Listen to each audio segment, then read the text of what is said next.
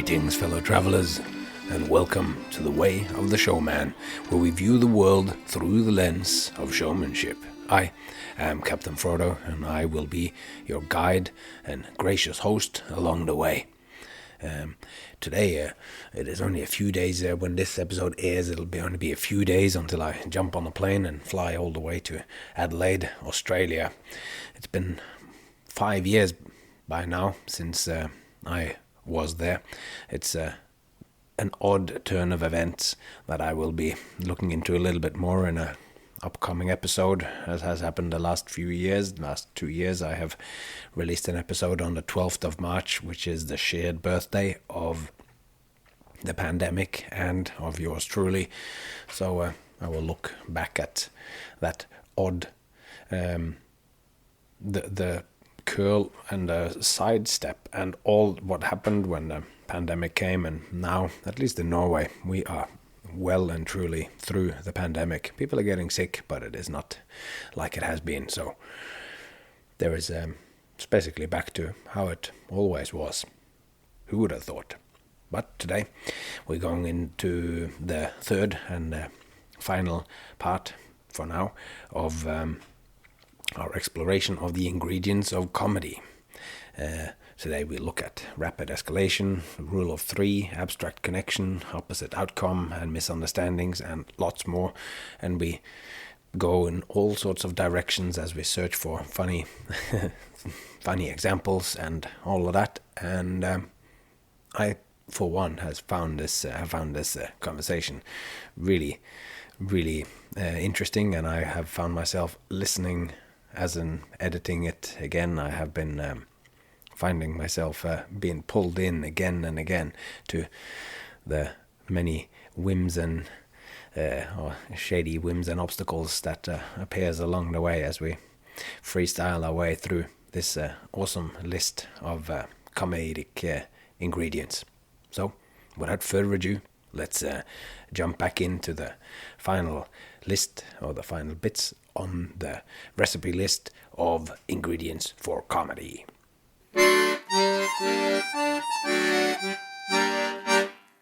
The next one is rapid escalation.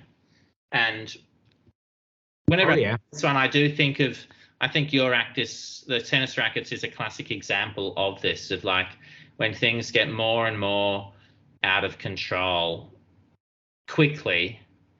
It's funny. It's funny. I think the eyebrow gag is what they call it in vaudeville sometimes, where there's like someone putting on a makeup and they do one eyebrow and then they do the other eyebrow and then they're like, oh no, that one's a little bit bigger, so I make that one bigger. Oh no, that one's bigger. And then chunk, chunk, chunk until they've got like really thick eyebrows. I just call that one, and it's pretty common as well, rapid escalation, I call it. Yeah.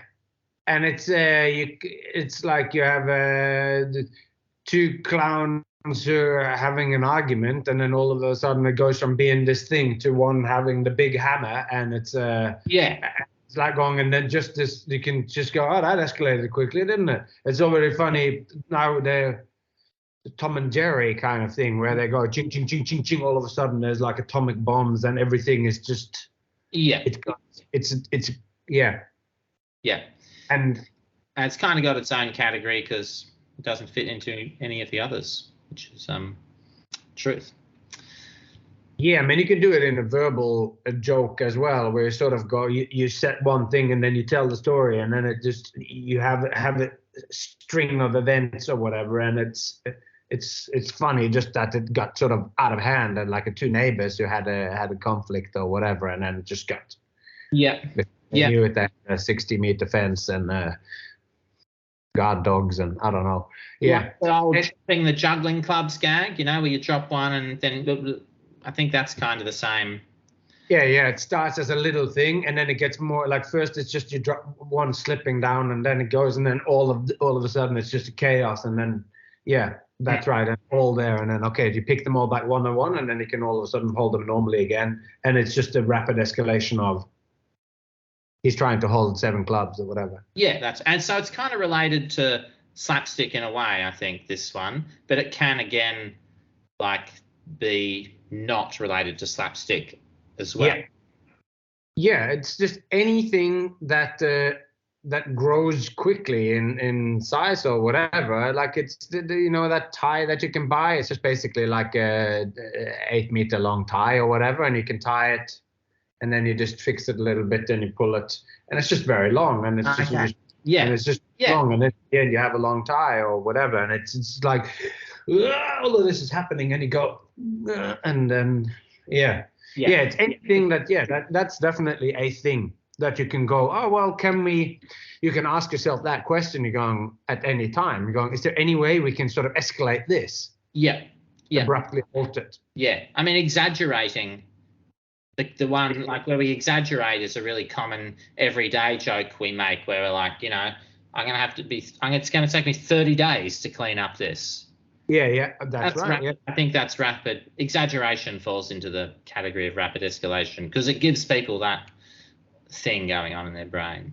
Yeah, in a sense, you could probably do like it's a mode of sort of pointing into like you can point into the future. What would be the worst thing that could happen in this thing, and what would be the least thing that could happen or whatever. So by just thinking, okay, this is the middle of this, and we often find ourselves doing and behaving in a medium kind of way, where sometimes just like being very irate or extremely lethargic is already like saying the same stuff but doing it like that, and just being like all casual, like hey guys, I'm gonna do a show. Already it's like, oh, what is this? Like this is inappropriate amount of something. Like, oh, I'm so tired. It's like, after a trick, and then you go and then you take that to the nth degree, and you just lie down and have a nap. Yeah, that's right. Yeah, so it's related to sarcasm a little bit in that way, but then it's taking it further and further, which people find funny, you know, like if you're tired and you just kept exaggerating your body movements till you're just dragging yourself along the ground, snoring. Yeah, and lying with your face on the ground, and you're just trying to do it, and but like then that rapid escalation is funny in itself. It's almost like you're doubling down on that thing. You can start as a truth moment, and then if you choose to just continue on going with it, at some point it will get funny again. Like if you go, I'm so tired, and then at some point it will just be so, and then go, and then you get up and you just go, that escalated quickly, and then there's and then the last, well, I've got two more actually. One of them, so the last one is rule of three. It's also a pretty common one we know of. And it does relate to a lot of other ones, but it has its own thing. Like it can be big to small or fish out of water. I mean, maybe it's just fish out of water.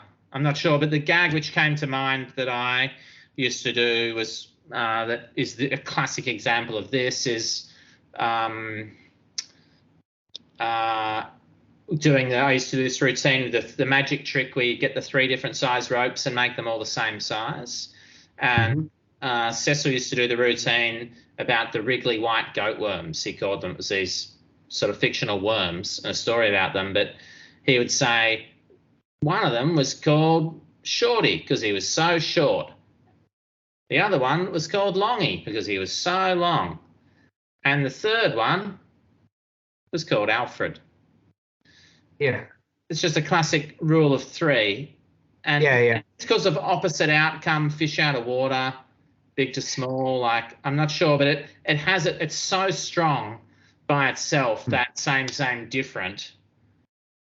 But like they made the song, 3 is a magic number. It is. It's a repetition in fairy tales. It's this brother, and then there's that brother, and then there's the brother who did this, who the story is about, and it's the third brother, or it's the 3. There's 3.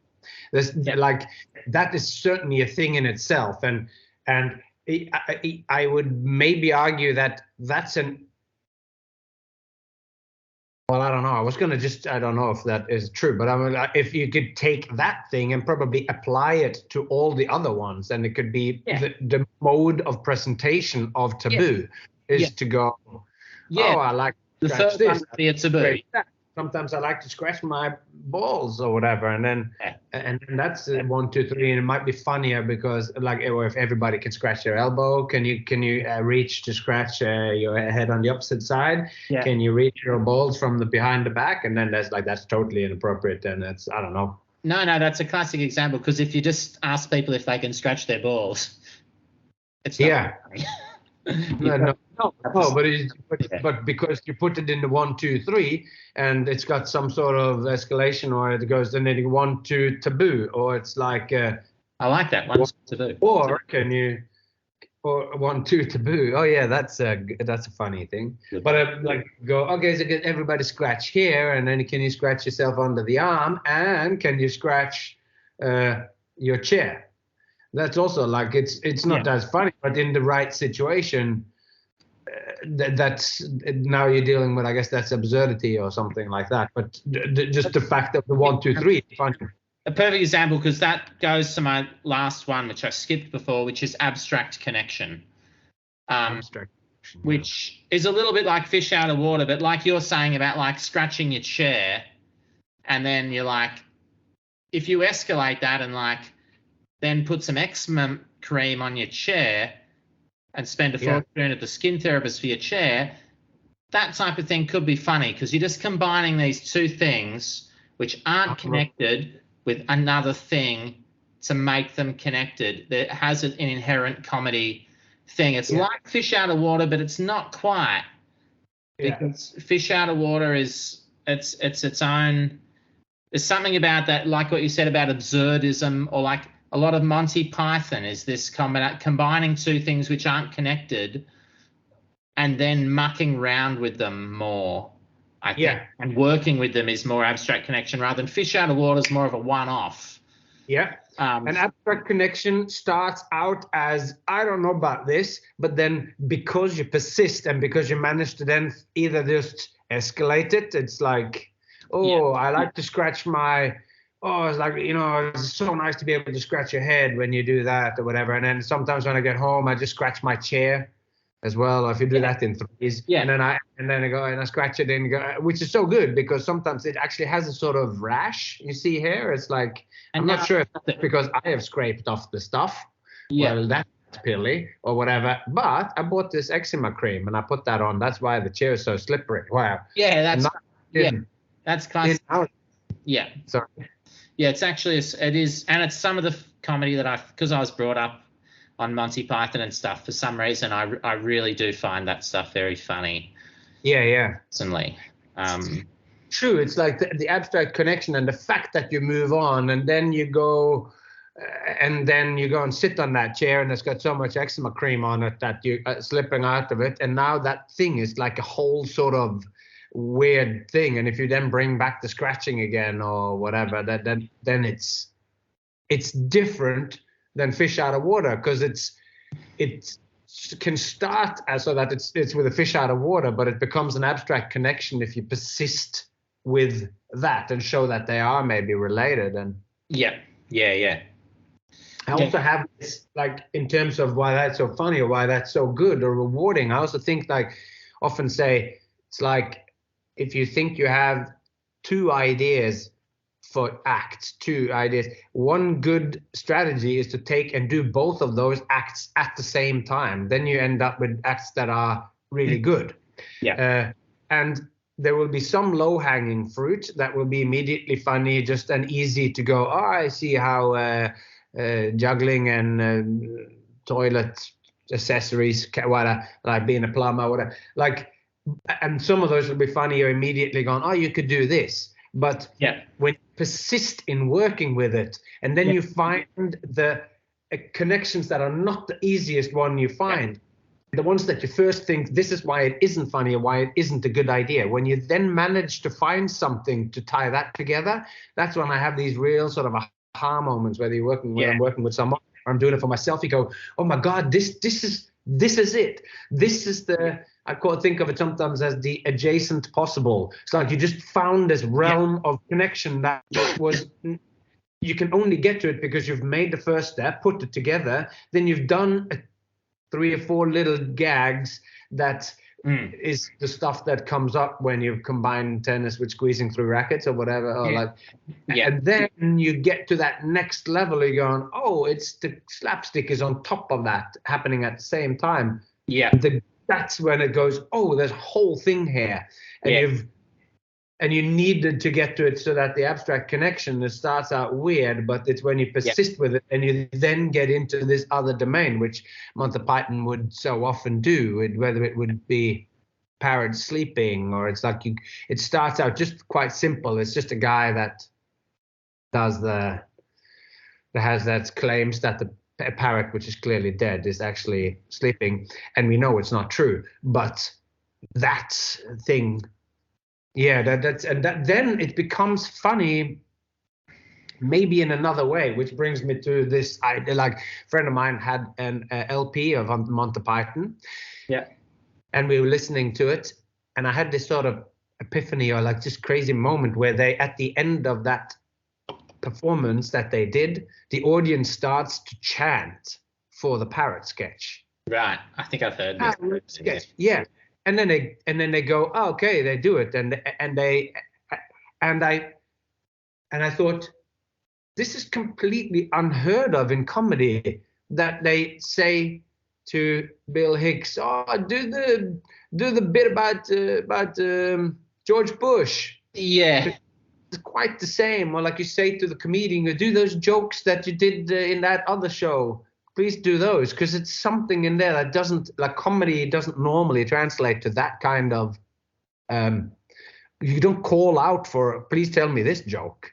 Like you do it with a song, but you did it with a comedy of Monty Python, because it's the execution of it and this abstract connection and the presentation of this abstract connection, just the absurdity of it makes it still really enjoyable. It's and why we can watch that again and again and again, while you can't necessarily watch, I don't know, you can watch stand-up in that same way. That's because some of the expectation is no, it's definitely true. Like that type of sketch is, I think it's because it's, I don't know why, actually. It definitely is, bears a lot more repetition than like a classic change of context gag where you know what the punchline is.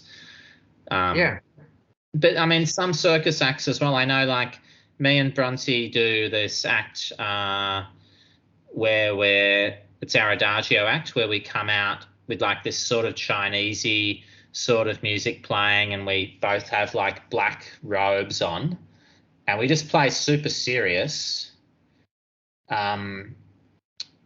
And all the gags are like, they're funny gags, but people will watch. They love to watch that act. They'll watch it again and again. And I'm not sure why, but it's got,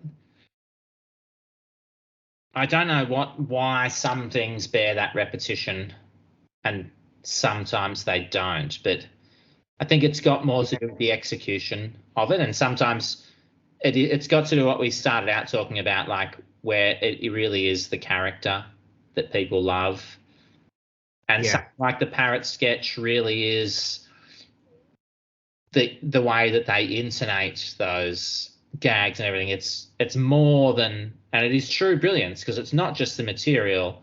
Your material can be good, but that's not really enough. You know, you have to have your timing right. You have to have intonate the words properly, or look at in a certain way, or have the right body language for it to be, which is connected to clown as well.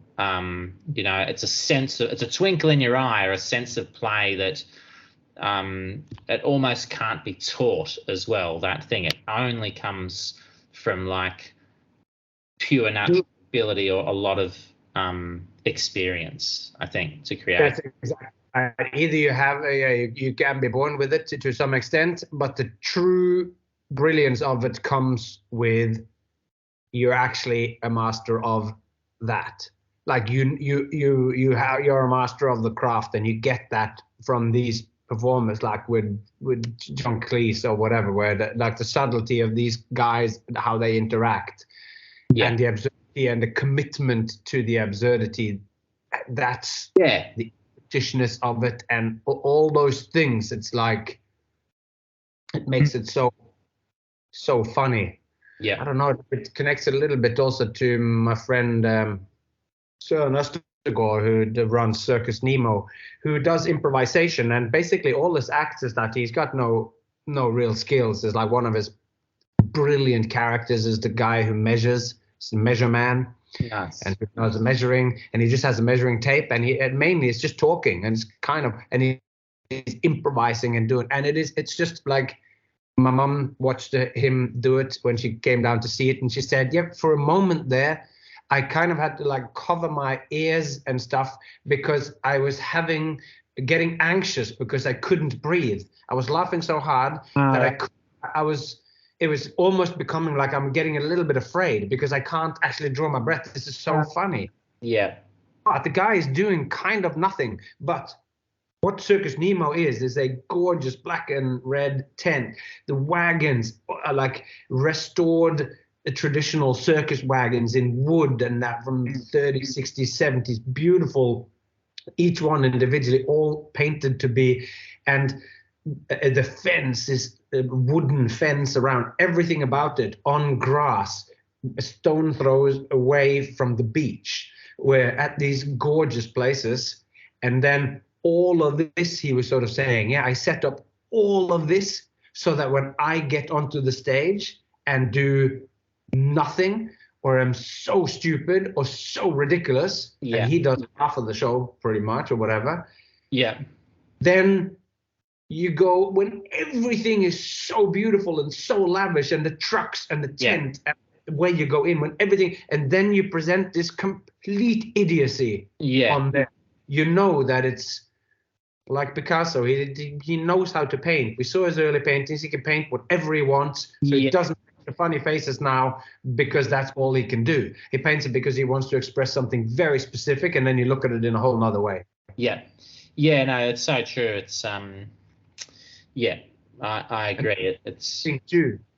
They're like that with Monty Python. They're on TV, British TV. That it's all so serious. It's BBC. It's this thing which is just like, well, this is the BBC, and the apocalypse has been going on for a long time, so it hasn't interrupted the cricket, which is of course one of the great tragedies. But mustn't grumble. We will pick it back up as soon as the second coming is done. Like, you expect them to always be the serious kind of guy, and then these guys come out, and it's just the most absurd thing that you could ever imagine. And it's a bit of fish out of water there, as well, in what you're describing. But that's right. I guess I'm just trying, like, that is so funny about people when they're being so ridiculous and serious at the same time, in a way. That can be very. You don't want someone being ridiculous. It's not funny if they come out and say they're going to be ridiculous and then they're ridiculous. It's only funny if you. And I've got a few other ones here, but just remind me of them, which I think they fit into some of the other categories, but I couldn't work out how. And one of them is opposite outcome. Yeah. It's kind of like fish or water, but like, if you say, and it's kind of like the doorbell gag and irony as well, maybe, but it's pretty useful as a tool. So if you set up for one thing to happen in a show and the opposite thing happens, it's a pretty good general comedy. Yeah, that's right. That's right. It's like it's a magic trick where one thing is supposed to happen and this thing is supposed to levitate. It's going to levitate and then it tips over and falls on the ground. And that's like, then that just the fact that the opposite thing happened is. And if you then do that with the 3 and then it doesn't levitate, falls on the ground, and then it levitates, then you got yourself some. That's right. Yeah. So that's a good combo. Misunderstandings. There's something about misunderstandings which are inherently funny. Like often I'll tend to misunderstand something. And I think it relates to stupidity, clumsiness, and humanity in general. Of all those things, share something that we love. Like we love to just pretend to misunderstand something. It's like one of my favorite jokes. It's like change of context, but it's layering a level of pretend stupidity on top, where it's like not a very funny joke. Example would be like, "Can you call me a taxi?" And then someone says, "You're a taxi." Like they're pretending to misunderstand you, pretending to be stupid and changing the context all at the same time. Yeah.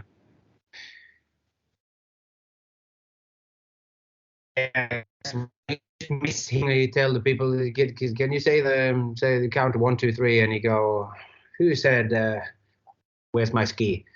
Who was that? And you just misheard it, and it's already kind of funny, and the kids laughing because nobody actually said it, or like any kind of misunderstanding or mishearing or clumsy. I mean, I guess that and if you combine them with taboo, these ones are pretty funny. Like if the misunderstanding and you heard like Big Dicky when the guy said Big Tricky or whatever, like then it can be really and I guess it's like that. That might also be like the core of the banana bandana gag as well. Where the guy goes as like, just for the context for those who might not know it. Yeah, and he built the whole like a massive routine off it, and that's the starting point. Yeah. Or you think of Carl Einar? Yeah. Carl Einar, yeah. I mean, that trick is a magic trick that you buy in the store. You know that. Yeah. He actually just does it as it says in the Okay. Yeah. I saw that first time, and it wasn't new then, but I saw it first time. David Copperfield's, that might have been in the end of the 80s. David Copperfield, a famous magician, did that trick sort of as a parody of Jim Neighbors. What his name? Would you be mine? Would you be mine? Would you be my neighbor? What's his name? Mr. Rogers. Yeah. So he did it as a parody for that, and he did that thing going, "Hi, today we're going to learn a magic trick." He has a very nice voice, that American character. Yeah. Children. Brilliant guy anyway. Yeah. But that's like the whole joke there is that it's a misunderstanding. You start doing stuff with a banana that should have been done with a bandana. That's also then this abstract connection in a weird way, because you start to when he says like the first thing, banana bandana, it's shot of water or whatever, and then it goes in to go and you can palm it, and he's just holding the banana in the hand, and then by the time he goes and fold the banana in half and fold it again, by that point it's now hysterical because you're going now into the abstract connection. Yeah, abstract connection, escalation. And I like that actually you made the connection of that it's abstract. Yeah, that becomes abstract connection. It also occurred to me that maybe misunderstandings and clumsiness and stupidity are actually a form of slapstick. They're like a verbal or acted type of slap, like it's not a physical mistake. But you are making yourself seem a bit stupid or pretending to be stupid. So in a one, that's all a form. That is a form of slapstick. But I've also, in these categories, I was like, I want to boil them all down. But then I was like, hang on, you don't want to boil them down too much because then you won't have anything to work with. You'll just be like, there's only one joke left there. It's like if you've got it's the universal theory of everything. It's like going, it's the universal joke. It's just one joke, and everything is like that. And then you go, but now you have abstracted it so much that it's not actually valuable anymore. That's right. Yeah. The tool. Yeah. So you need a little bit of detail. But I still want to get them to like a nice round number, so it's not it's not too much. The only other ones I've got are like trickery. Tricking people is funny.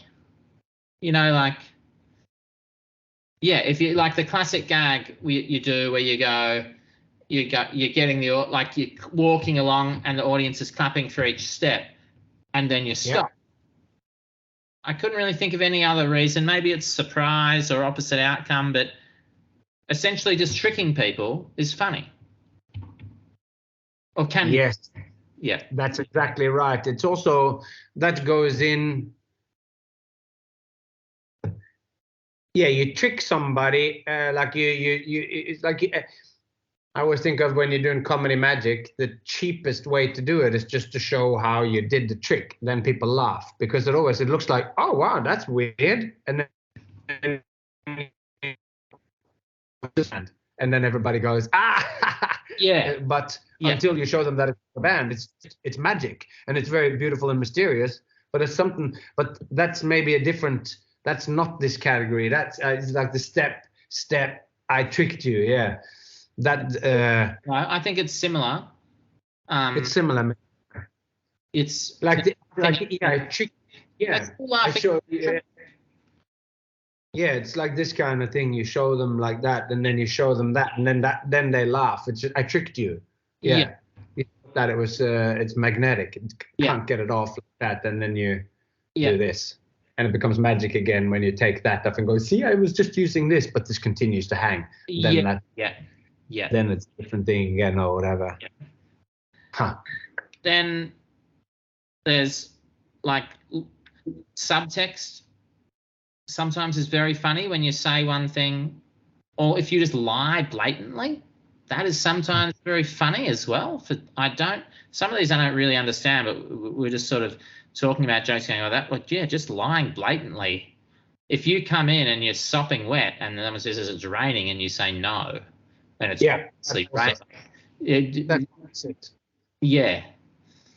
But it's true. Like if you just totally lie as well, that's funny. Yeah. Exactly. And when they know it, then I do that with kids. Sometimes I bring them up and they're going, yeah, I do it when I said, and this kid, I do it when I have a music box that they're going to play, and I say, now, ladies and gentlemen, we're going to bring up a very special artist, and she's actually toured all the way around the world playing this beautiful music, and I get her up and going, and she's been playing Bangladesh and Kopavik or whatever, really nearby town, a couple of big places and a small, rule of three. And then I go, and she's been having concerts with standing ovations and all this. And there's probably a lot of people now who wondering what kind of instrument is it that she plays. For instance, I know that little Anna here, she's wondering what kind of instrument it is.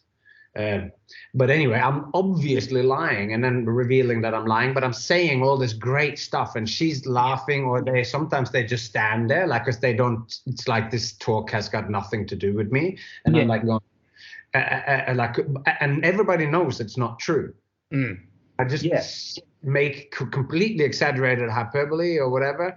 And it's funny and people laugh, or if not, it's at least amusing. If it's not, like, there's a couple of laughs in there, or whatever. Gonna for us today, or whatever, and then they don't know, so they might say something or whatever, and then I go, yeah, actually, yeah, they are, but maybe first you can play this or whatever. But that's an example where I bring somebody up and then I tell something. I do the same thing when I do a snake charming act, which is just a balloon that comes out of a basket but I say that she's a famous snake charmer and she just got back from Czechoslovakia, which is not an easy feat in itself, that being a country that ceased to exist already 30 years ago, where she won the gold medal in snake charming, and here she is, and then I give her a thing to play, and him, whatever I brought up. And everybody knows it's not true. And then there's just a balloon that comes out of a basket, and I'm just going, and she's going to stand here and play, and we all will play like this on our knees, and I will stand over here, and I'm walking over with a hose and a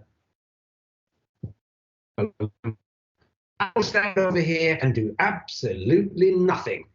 Go. And then she starts to play, and I'm just pumping it up, and everyone can see it, and the snake is coming out, and then I go over and it's like, oh, look, it's crazy. And I undo the thing and it flies around the room.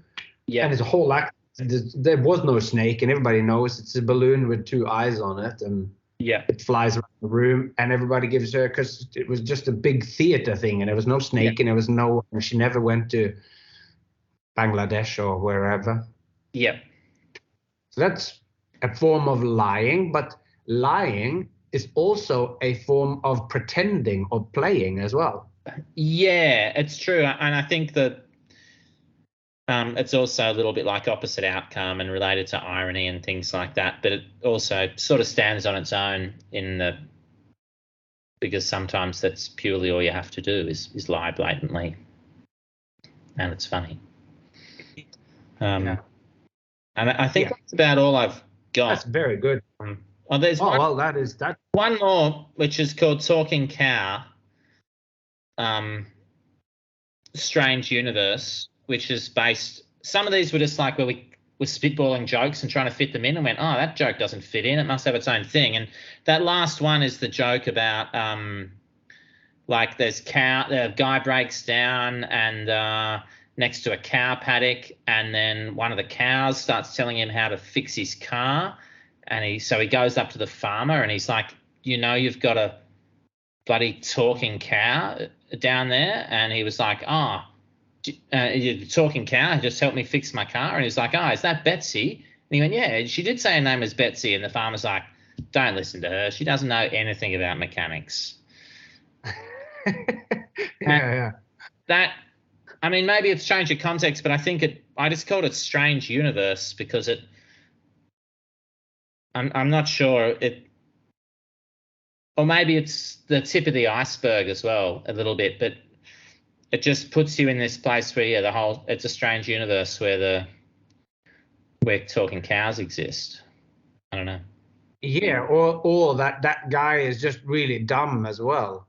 Like he can't see past the fact that, like, he is worked up and going, did he tell you that you should put the fan belt on? Like, yeah, that's not gonna last. So he's getting hung up on whether the advice that the cow gave you was mechanically sound or not, whilst he's like, the fact that there's a cow that has anything to say about combustion engines is already why are we having this conversation? Yeah, that's even funnier if that guy, like, the guy has stopped is actually, if he goes on that same track of going, but this is a cow that knows about combustion engines. Most of them are still like, most of them only know about bikes or whatever. Like, that type of thing. But I think you're right. It's related then it's Strange Universe. If he goes, it's like, they go, don't listen to her. She knows nothing at all about combustion or whatever.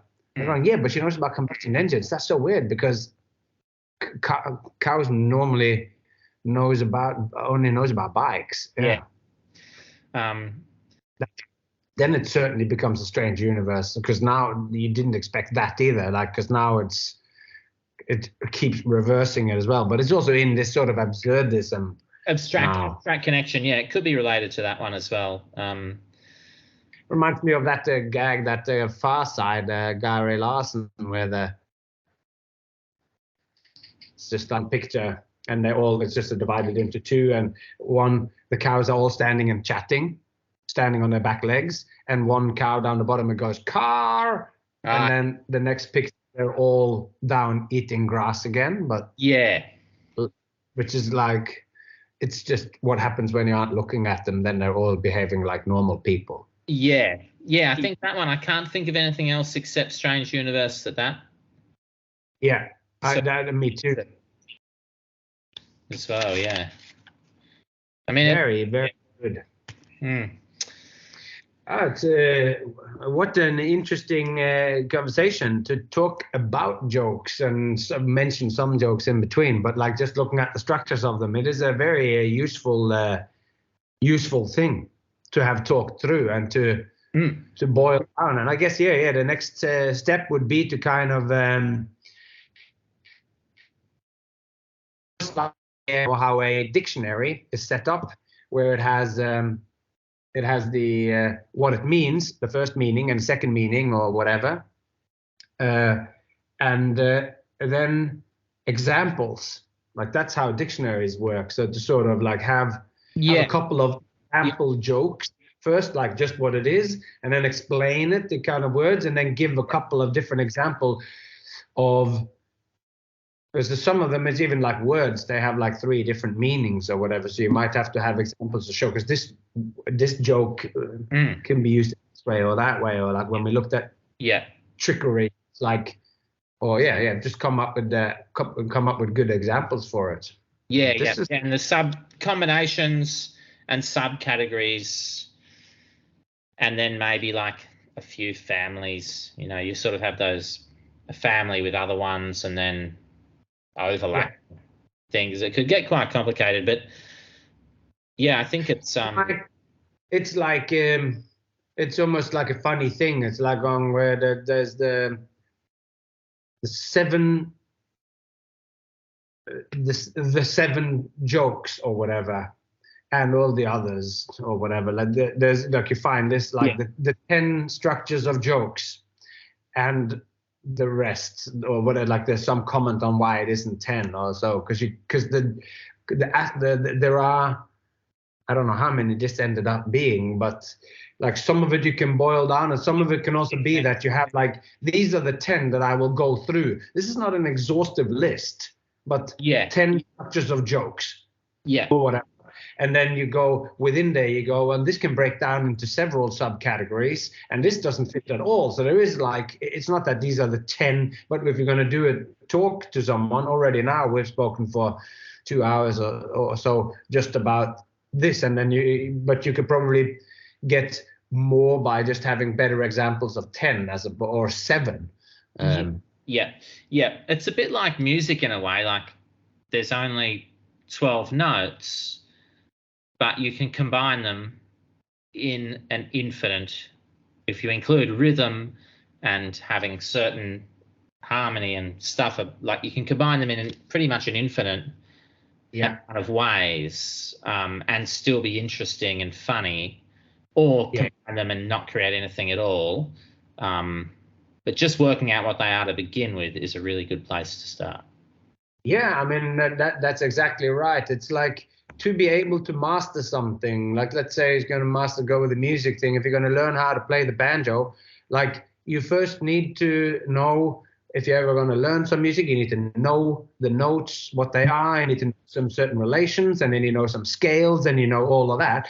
And then once you have that, then you need to learn the actual piece that you're going to play, and by doing it 1,000 times, so that when you do it one time, it can go. But then once you've done all of that, you almost need to sort of forget about it. That's you can't be going like, oh, did I go to the G or the C? Because then the song is broken when you did that.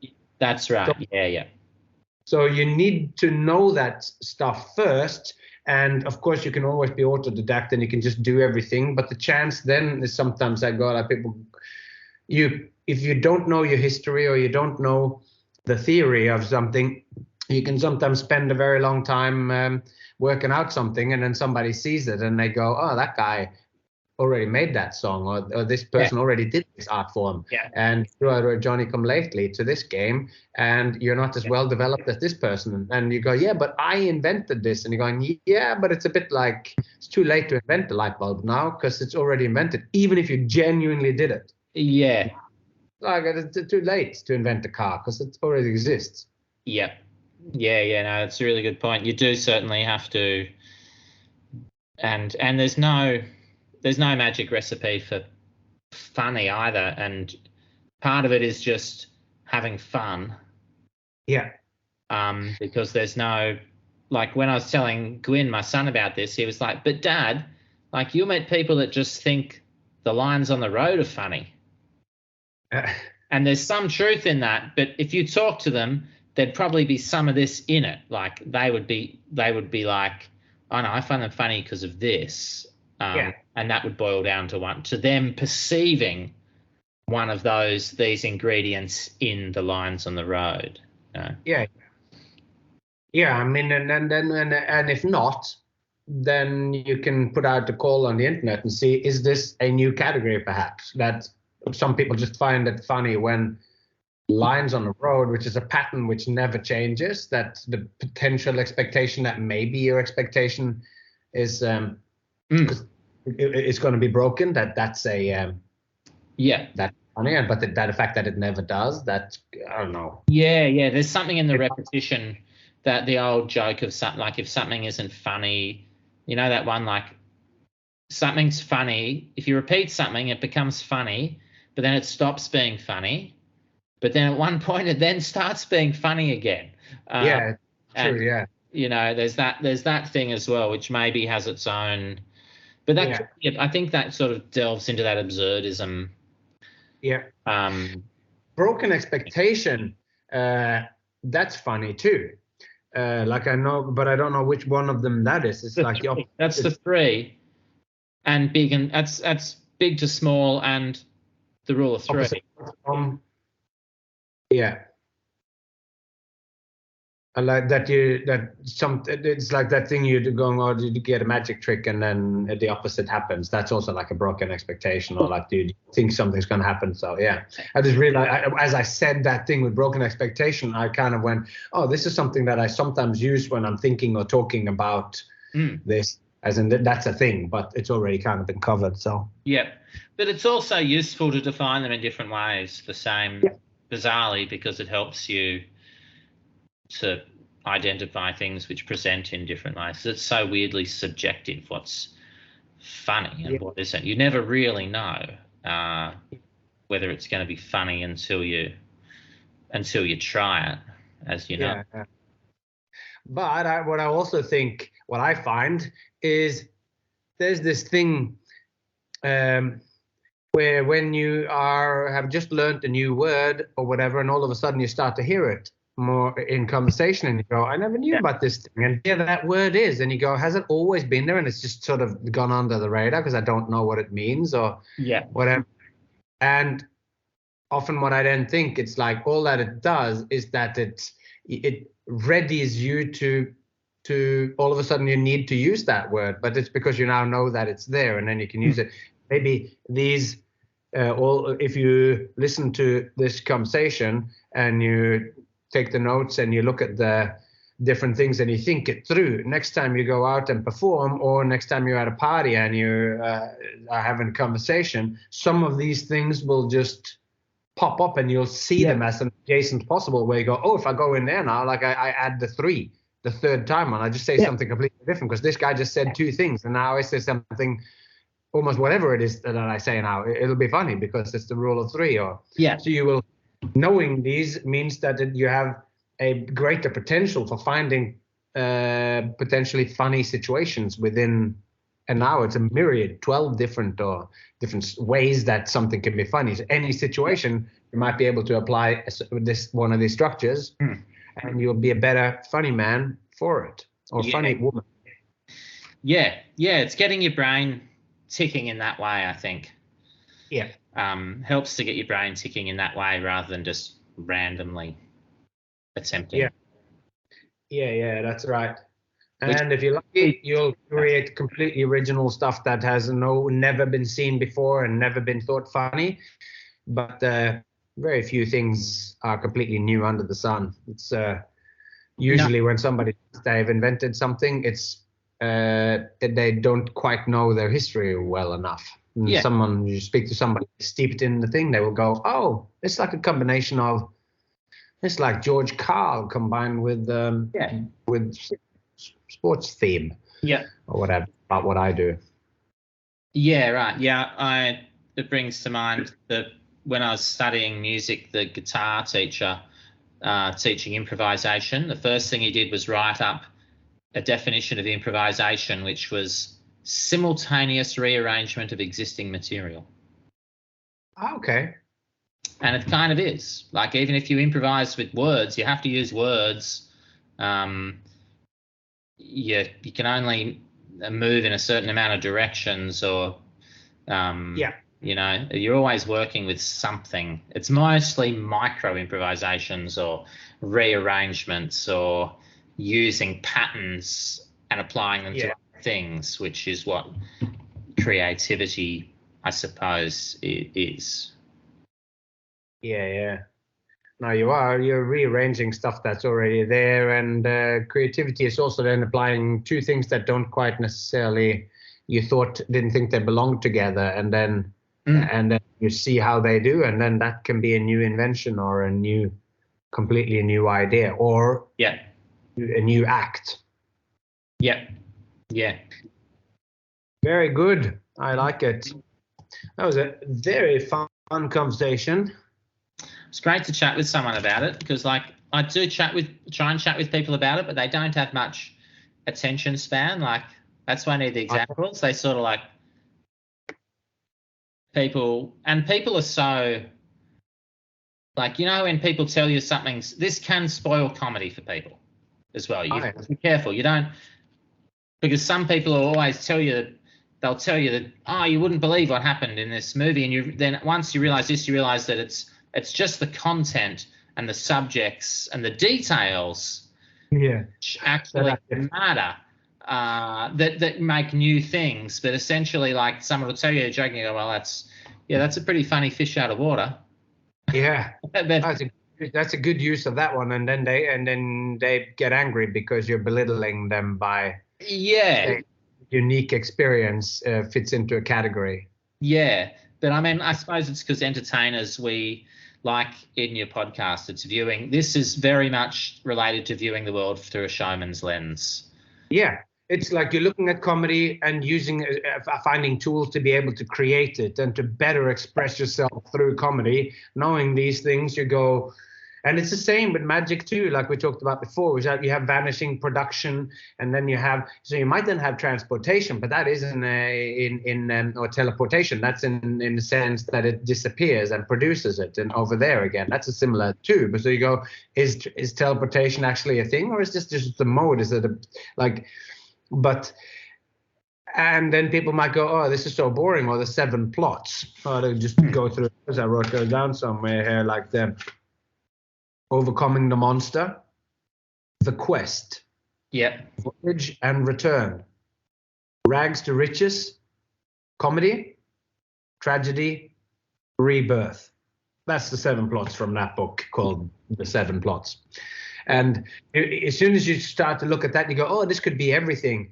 But each situation is, of course, you live through it, and we're just looking at these patterns. And that's why I always like to use this sort of term, because people can always go with philosophy, which is this is a philosophy of comedy, like you're looking at it as like you're trying to structure it a little bit.